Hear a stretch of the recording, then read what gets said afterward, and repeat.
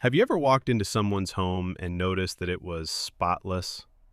Not because they were expecting guests, not because they spent the weekend deep cleaning. It's simply always that way. And you wonder, how do they do it? Are they more disciplined? Do they have more time? Do they actually enjoy cleaning? The truth is, people who keep a clean home every day are not just cleaner. They think differently. And what I'm about to show you is that a clean home is not really about a clean home. It's about your mind. Your brain doesn't separate your environment from your mental state as much as you think. Every pile of laundry, every dirty dish, every item left out sends signals to your brain. Psychologists call this cognitive load. Your brain sees clutter as unfinished business, and unfinished business consumes mental energy. Research has shown that physical clutter competes for your attention, making it harder to focus and increasing feelings of stress and fatigue. So a messy room isn't just annoying, it's mentally expensive. On the other hand, when your environment is clean and organized, your brain can relax. You think more clearly, you feel calmer. Your environment starts working for you instead of against you. But there's something even deeper happening. People who clean regularly aren't obsessed with cleaning. They're maintaining a sense of control. Let's be honest, there are countless things in life you can't control. The economy, other people, the weather, unexpected problems. But your home? That's yours. Every time you make your bed, wash the dishes, or clear a countertop, you're sending a message to your brain. I can handle things. I am in control. Psychologists call this having an internal locus of control.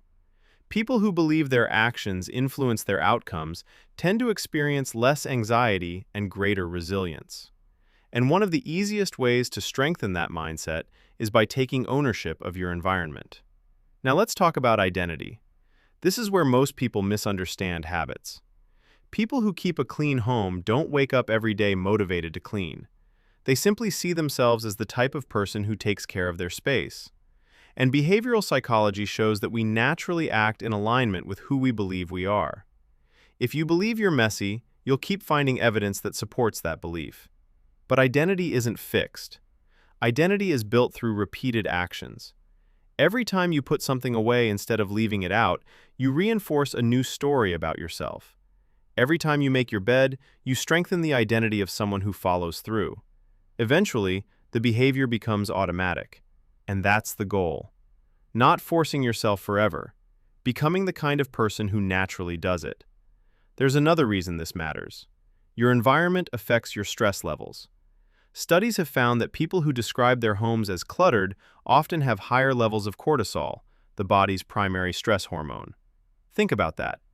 The space around you may be increasing your stress every single day without you even realizing it.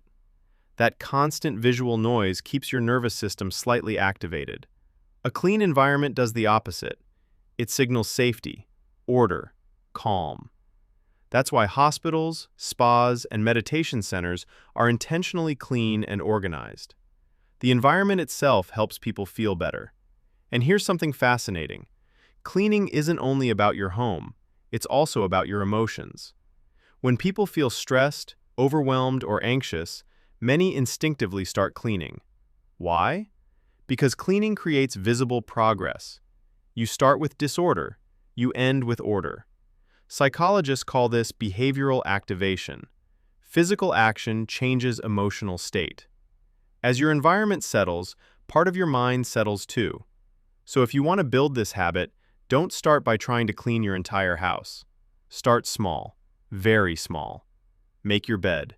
Clear one counter. Wash the dishes immediately after eating.